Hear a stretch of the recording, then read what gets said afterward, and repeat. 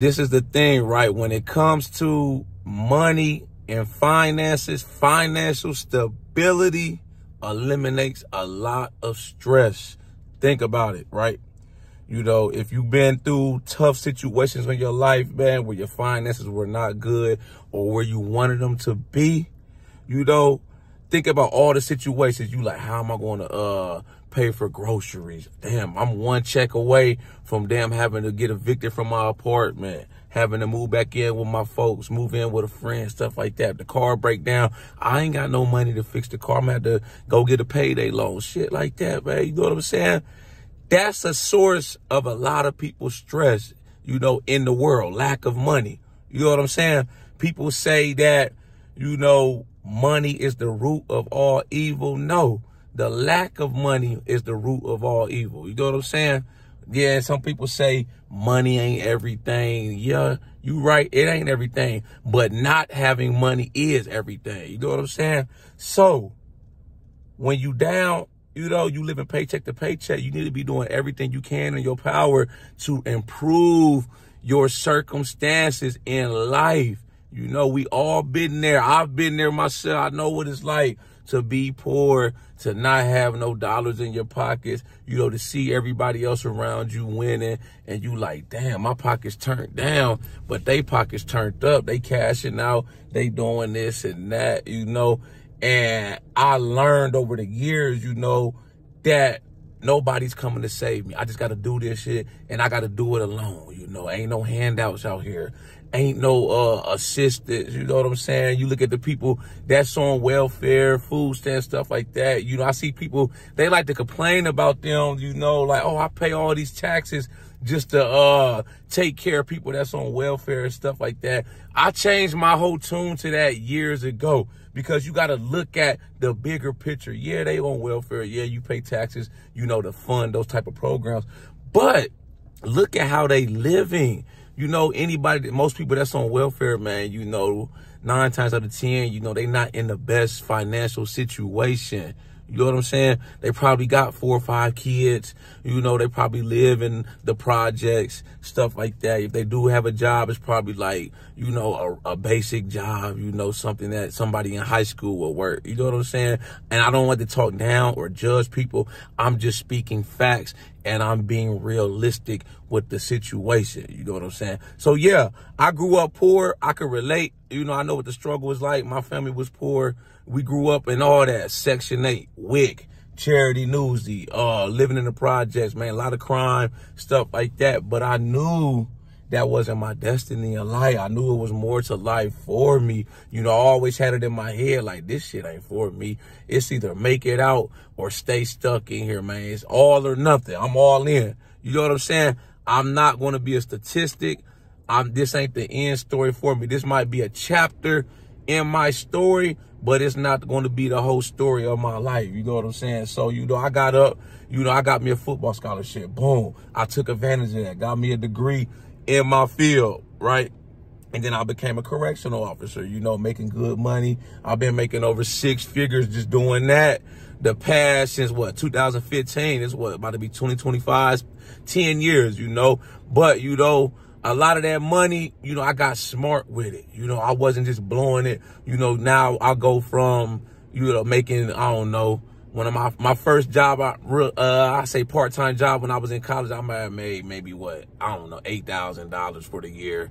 You know, I was a part-time, you know, I'm in college, you know, so I'm just working part-time just to have some money in my pocket. I go from that to making 6 figures a year. It's easy for the average person, you know, if you go from making this amount of money to that amount of money, you know, to start letting your lifestyle inflation creep up. You know what I'm saying? Oh, I'm making X amount of dollars. I'm finna go out, spend that shit. I'm finna go lace my wardrobe with the newest fashion. I'm finna go buy the fanciest car I can buy, the loaded truck. I'm about to sell. I'm finna get out this apartment or townhouse. I'm finna go get me the biggest house I can find. Financial stability. That's what we after, right? So You got to be stacking up as much money as you can. Put as much money in your retirement account, your IRA, your investment portfolio, stocks, crypto. You got to be thinking like an entrepreneur, man. How can I generate more money outside of my 9 to 5? That's why I created this YouTube channel. That's why I got the merchandise line. You know, that's why I'm about to start doing the online coaching. I got the ebooks out already. You know, people that's trying to get into fitness, whether you're trying to cut, whether you're a skinny dude trying to bulk. I'm always thinking of different ideas to generate money while I'm at work. You know what I'm saying? This YouTube channel is taking off. It's putting more dollars in my pocket. My income from this has been going crazy every month. And guess what? All the money that I'm making from my YouTube channel, right? I'm taking all of that money, right? Some I know I got to pay taxes on it, you know, so I take that portion and put that to the side in another account. But the rest of that money, I'm taking all of that and I'm reinvesting it into me. I'm buying more stocks. I'm buying more crypto. I'm putting the dollars into something that's going to bring me more money. You know what I'm saying? That's how you create financial stability, man. People that's rich, that's wealthy, they buy assets. People that's in the poorhouse at the bottom, you know, they buy stuff that depreciates in value. They don't understand money. You got to understand money. You know, it's nothing like when you financially stable, right? And it's like, you know, no matter where you go, you know you good. You know what I'm saying? You go in the store, right? Or you go out to eat. And let's say you lost your wallet, but you like, okay, shit, I could use my phone. I got $5,000 on Cash App or my bank. Can I Venmo you? Okay, you don't take Venmo or PayPal or Cash App. Shit, you know, I keep cash on me at all times. You know, I might have a few $100s hid in my car, you know, for an emergency situation. Okay, bet. Damn, I ain't got the money. I lost my wallet. Where the fuck is my wallet? I can't find it.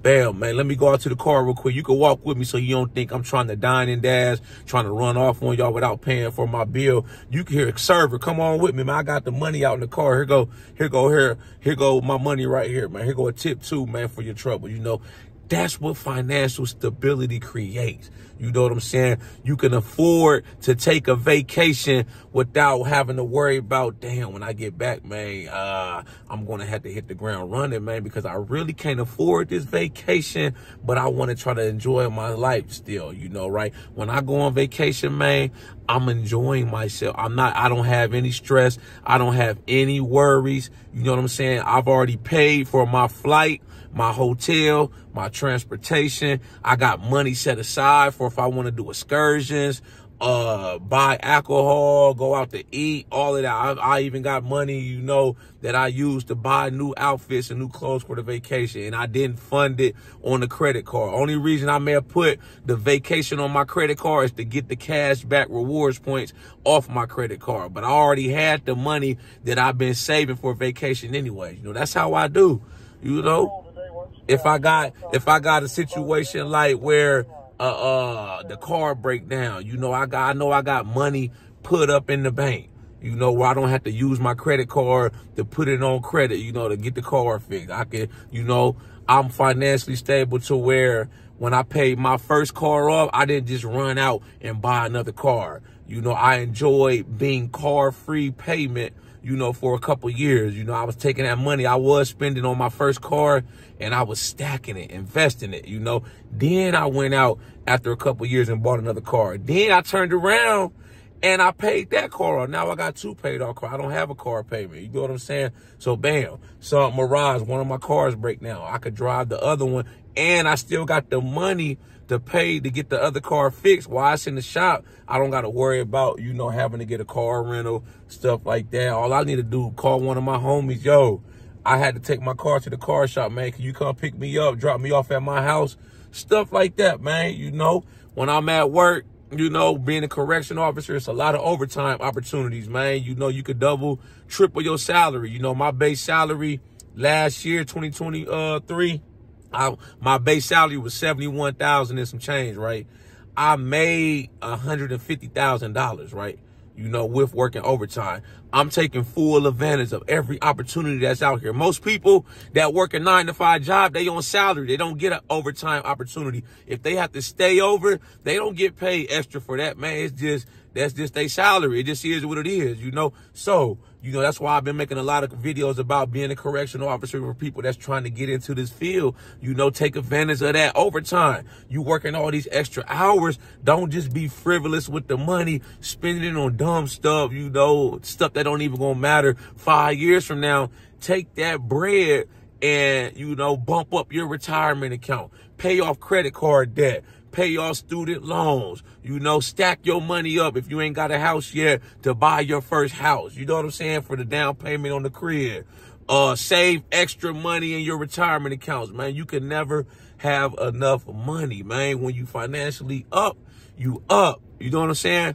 I'm at the point now where I'm working on 2 years worth of living expenses. What I mean by that is, if God forbid I was to lose my job today, something happened, man, unfortunately, I got enough money put up that I could still pay my bills for damn near 2 years, you know, and not miss a hiccup, you know, while I'm figuring out what's my next play, you know, if I'm gonna get another job, what I need to do, man, you know, if I'm going to try to pursue this YouTube full time, start my own business, this and that, you know.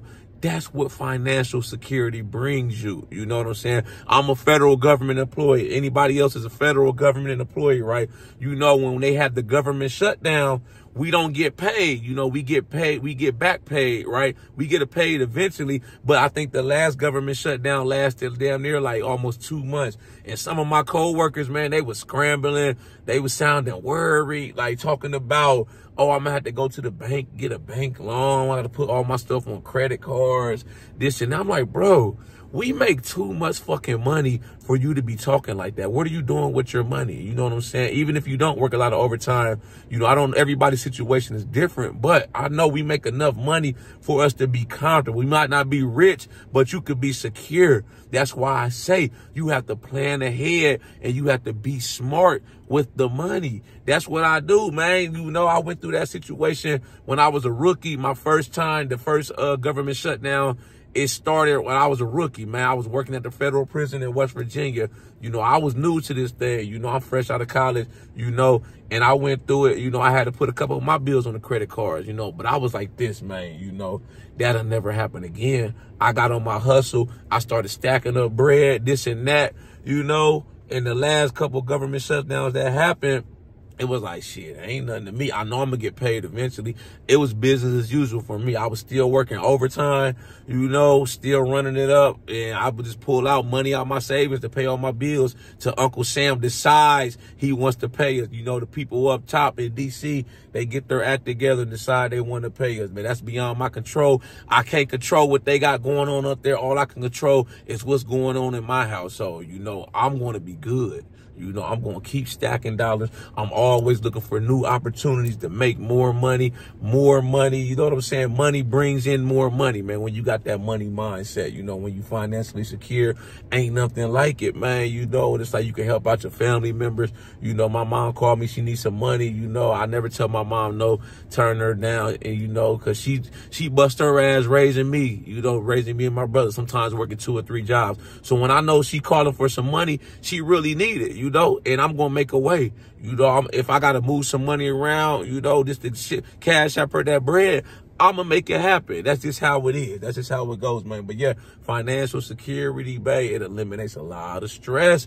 Think about it, man. You see people, or you may be going through something right now. You know, what's the source of a lot of your problem? It's not having money, lack of money. So, you know, that shit should piss you off and it should anger you. And you should be trying to think of ideas and ways that you can get out of that predicament, and you can increase your cash flow, improve your finances, so you can come out better. You know, you come out ahead of that situation. Now you financially stable. Things that used to worry you, they don't worry you as much, man. You go out to eat, you know, it's a group of people, man. You know how it go. You go out to eat, everybody looking at who gonna pay for the bill. Motherfuckers broke. If you broke, don't go. Me, I got bread. I already know I'm good. I can pay for my food. You know what I'm saying? I don't like to go out with people like that. You know what I'm saying? But that's where we at with this day, man. We just gonna keep hustling, keep running it up. Don't stop, man. Y'all like this video, make sure you subscribe to my channel at The Ghetto Bodybuilder. Follow me on Instagram, TikTok at The Ghetto Bodybuilder. I got that merch for sale on my website. Make sure you tap in with me on that, man. Like I mentioned earlier, I got the coaching. You getting into fitness. You trying to start your fitness journey. I got the ebooks available. I'm going to be doing the online fitness coaches soon. Look out for that, man. You know, we got a lot of projects, a lot of different things in the work, man. I'm staying busy. Staying busy is a blessing. Trust me, man. Y'all got any thoughts, comments, any input on this video? Make sure y'all drop a comment. I'll be sure to get back with you as soon as I can. Y'all know how we coming. Let's get motivated.